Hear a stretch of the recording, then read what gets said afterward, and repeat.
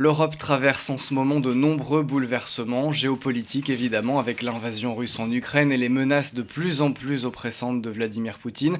Bouleversements écologiques aussi, avec des températures de plus en plus élevées partout sur le continent. Dans ce contexte pesant, quelle place doivent occuper les sociétés civiles, les associations, les syndicats, les entreprises? Quel est leur rôle dans la construction de l'Europe actuelle et celle de demain? Aujourd'hui sur Euradio, nous recevons le président de la 3e Assemblée française, le Conseil économique, social et environnemental. Bonjour Thierry Baudet. Bonjour. Et merci d'avoir accepté l'invitation de Radio. Je le rappelais, le contexte actuel en Europe est lourd, la menace russe est présente. D'abord, quel est votre regard de président du CESE sur cette situation ? Peut-être le regard sur l'Europe d'une manière générale, parce que je trouve que l'Europe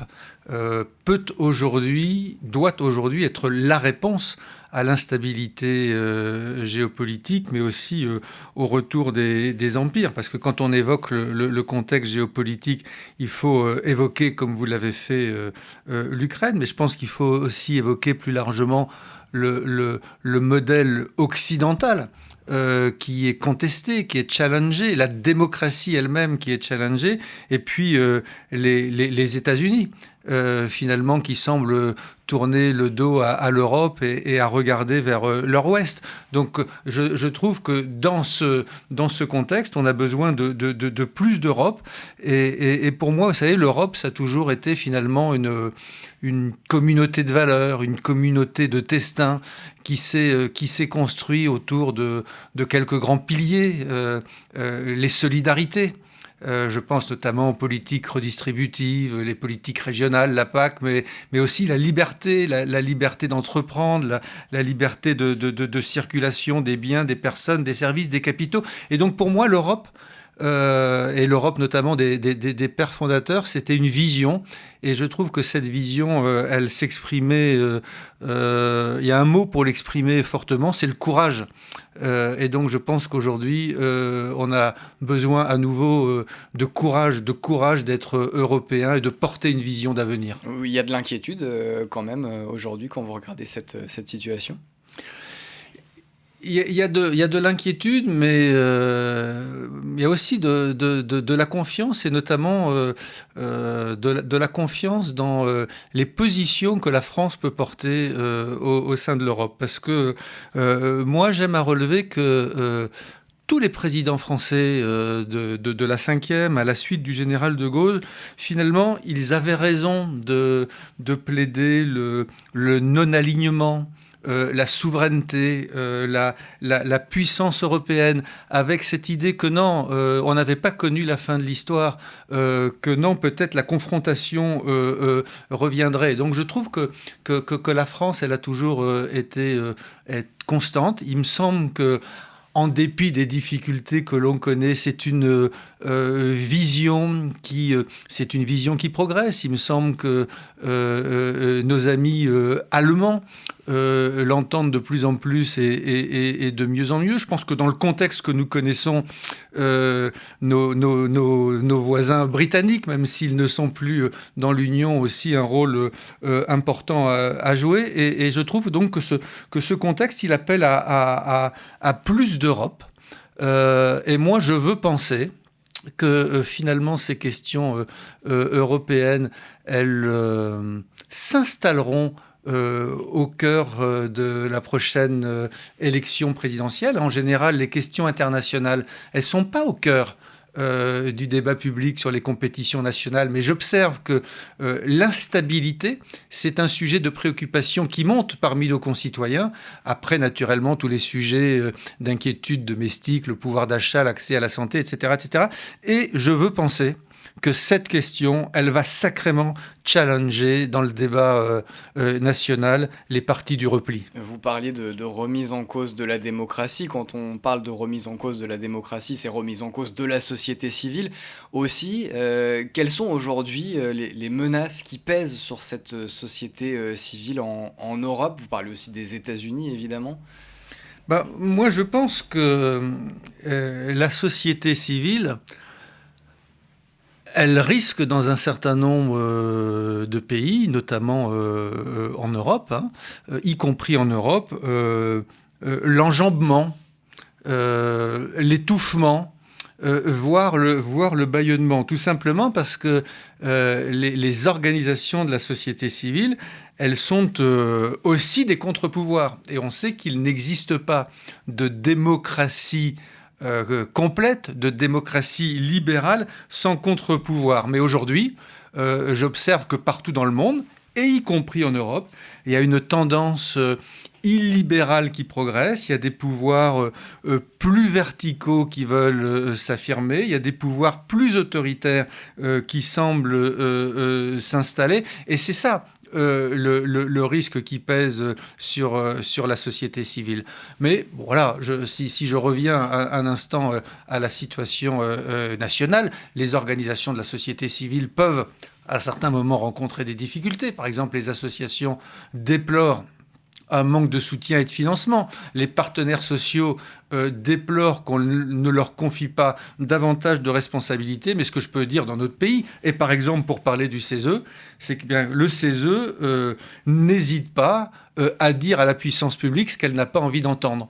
Et c'est ça, finalement, l'enjeu essentiel. Une société civile qui puisse dire ce qu'elle pense et qui puisse le dire librement à la puissance publique. C'est là tout l'enjeu. Pour revenir au niveau européen, Thierry Baudel, il y a quelques semaines, la Commission européenne a présenté sa proposition de bouclier européen de la démocratie. Il en a justement été question le 18 novembre au CESE à Paris lors d'un Erasmus des sociétés civiles. La Commission européenne veut notamment lancer une nouvelle plateforme de la société civile pour favoriser le dialogue autour de la protection et les valeurs de l'Union européenne. Qu'est-ce que vous en attendez, vous, de cette plateforme en tant que président du CESE ? Moi, je crois qu'il y a un sujet aujourd'hui majeur qui est de faire en sorte que l'ensemble des Européens soient sensibilisés, probablement plus qu'ils ne le sont aujourd'hui, à la situation géopolitique que nous connaissons, aux risques qui pèsent sur nos pays européens. Et moi, je pense, si vous voulez, qu'il faut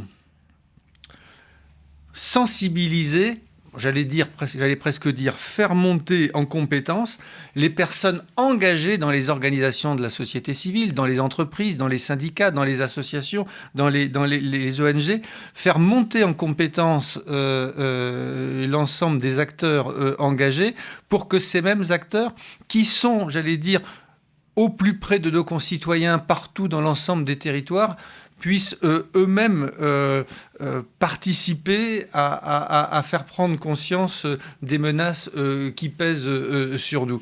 Et voyez, en vous disant cela, ce que je suis en train de dire, c'est que finalement, si on veut...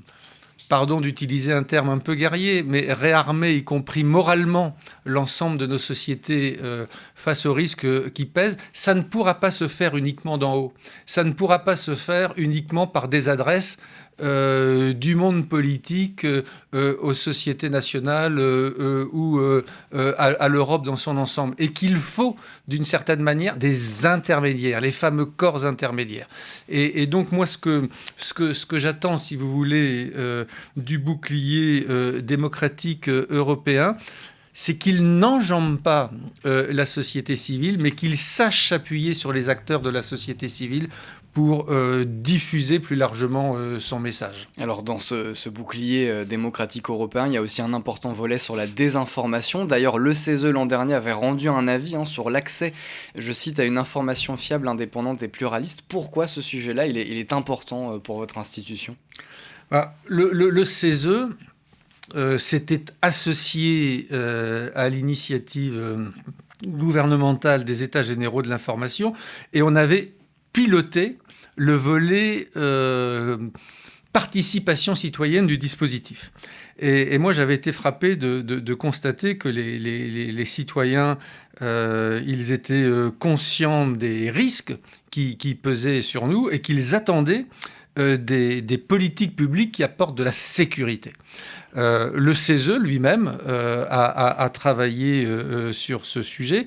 Et vous voyez, par exemple, parmi nos propositions phares, on en avait émis une qui portait sur les plateformes. Aujourd'hui, les plateformes s'estiment non responsables des contenus qu'elles hébergent. Donc on parle de X, par exemple, voilà. YouTube, ces plateformes de diffusion de contenu, en quelque sorte. Voilà. Et nous, on plaide, si vous voulez, pour qu'elles passent d'un statut d'hébergeur à un véritable statut d'éditeur. Et quand vous êtes éditeur, vous avez la responsabilité des contenus que vous portez et que vous diffusez. Donc c'est un sujet très concret. Et puis vous faisiez référence tout à l'heure au bouclier européen. À cette occasion, moi j'ai réuni récemment beaucoup de collègues de conseil de l'Union européenne. Et la désinformation, c'est quelque chose de considérable. J'avais mon collègue de Roumanie qui nous a quand même expliqué la désinformation qui a conduit à invalider le premier tour d'une élection présidentielle. J'avais ma collègue bulgare. À quelques semaines de l'entrée de la Bulgarie dans la zone euro, une campagne incroyable de désinformation qui laissait entendre aux Bulgares qu'avec l'arrivée de l'euro, ils ne seraient plus en capacité de se faire rembourser les frais de santé.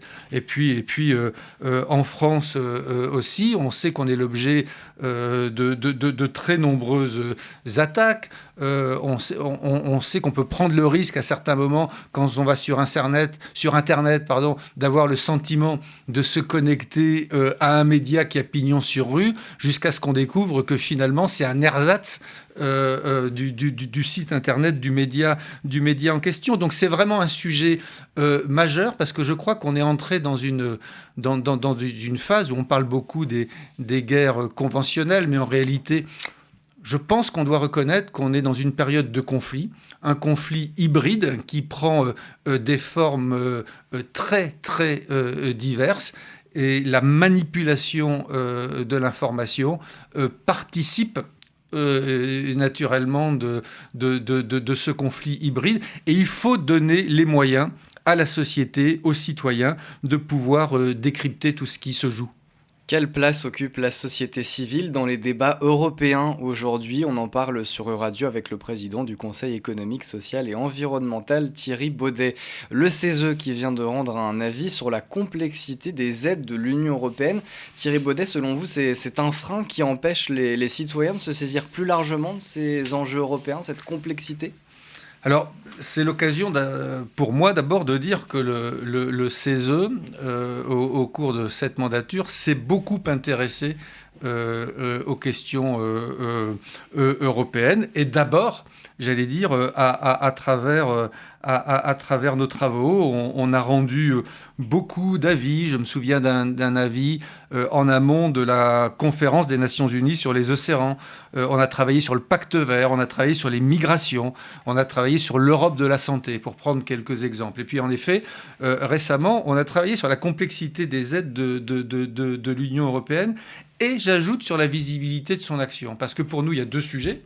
Il y a un sujet d'efficacité des aides européennes, d'accessibilité aux aides européennes.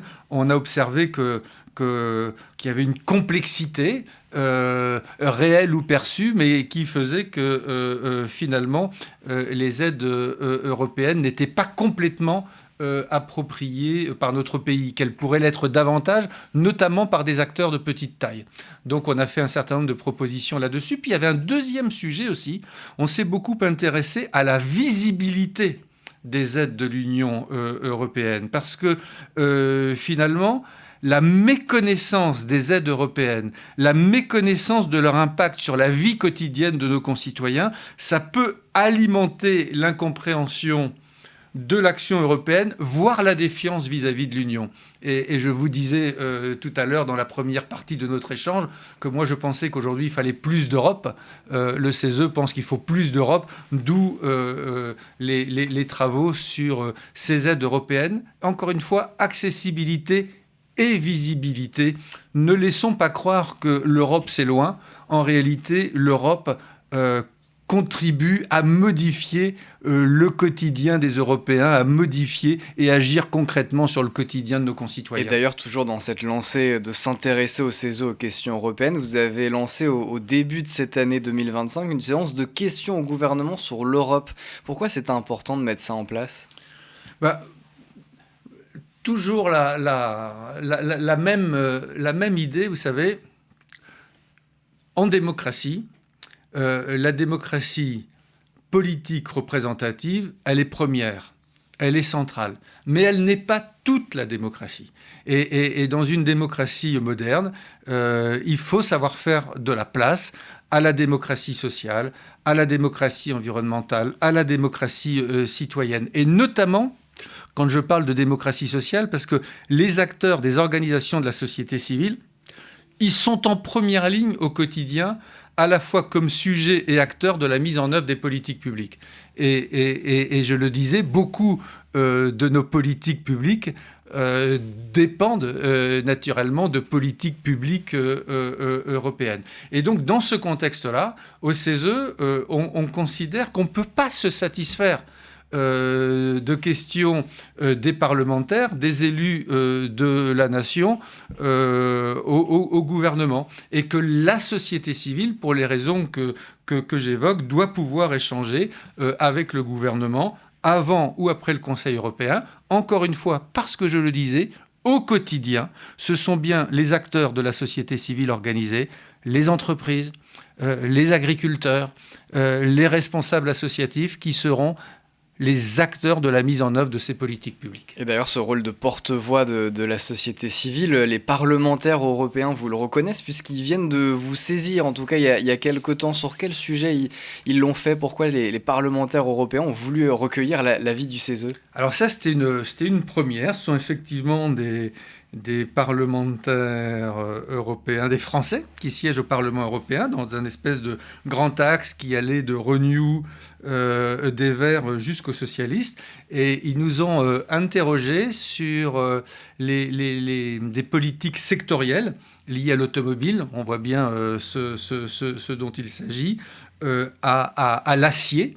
Et puis aussi à tout ce qui relève des aides d'État. Ils avaient envie d'avoir un éclairage de la société civile organisée sur ce qui relève, j'allais dire, de la concurrence libre et parfaite et qui ne doit donc pas être faussée par des aides, mais aussi de distinguer cela des secteurs qui doivent être protégés, où les aides d'État doivent être préservées. Et on a conduit ce travail assez rapidement. Moi, je m'en suis réjoui parce que, comme je vous le disais, on a mis la question européenne au cœur des travaux du CESE. Et je suis ravi que les députés européens eux-mêmes l'aient perçu à un point tel que maintenant, ce sont eux qui nous saisissent. Et vous appelez plus largement les parlementaires, le gouvernement à se saisir de cet outil qu'est le CESE ? Vous savez, moi je crois beaucoup au rôle et à la place de la société civile organisée dans nos sociétés, parce que je pense que on évoque souvent la défiance de nos concitoyens vis-à-vis de la classe politique et du monde politique. Moi, je pense qu'en réalité, il y a une double défiance.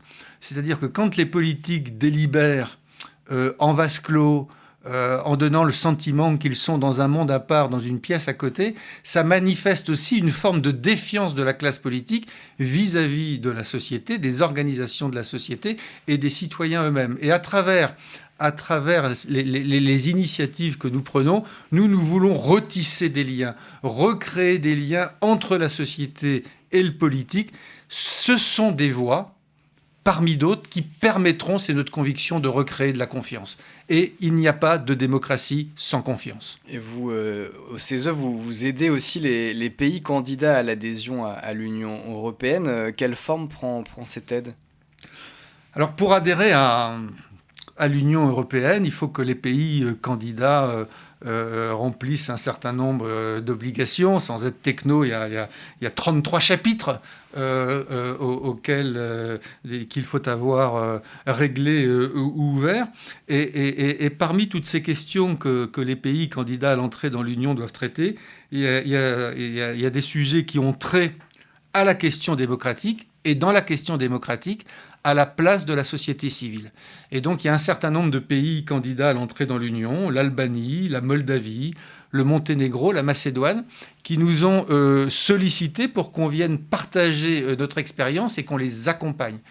Deux questions, finalement. Comment aider à faire émerger une société civile ? Comment aider à la structuration de la société civile. Et puis, une fois qu'elle est structurée, quel cadre peut-on créer pour permettre à cette société civile, dans sa diversité, de dialoguer et de pouvoir échanger avec les gouvernements et les parlements. Pour le dire plus directement, on va présenter le modèle du Conseil économique, social et environnemental, et on les aide à réfléchir en fonction de la culture qui est la leur, de la pratique qui est la leur, à faire émerger, sinon les mêmes institutions, au moins des institutions poursuivant des buts similaires. En conclusion, Thierry Baudet, qu'est-ce que vous souhaitez à l'Europe pour les prochains mois, pour les prochaines années ? Moi, je souhaite que l'Europe se renforce. Je souhaite qu'on développe le sentiment d'appartenance au continent européen. Et je souhaite une Europe démocratique, une Europe sociale, mais aussi une Europe puissance, une Europe souveraine, parce que je pense que c'est la meilleure réponse au retour des empires qui sont des empires plutôt agressifs à l'égard de notre modèle. Et une Europe qui ne se fera pas sans les sociétés civiles, vous l'avez rappelé à de nombreuses reprises. Thierry Baudet, encore merci d'avoir été avec nous sur Euradio. Je rappelle que vous êtes le président du Conseil économique, social et environnemental. Un grand merci à vous. Merci.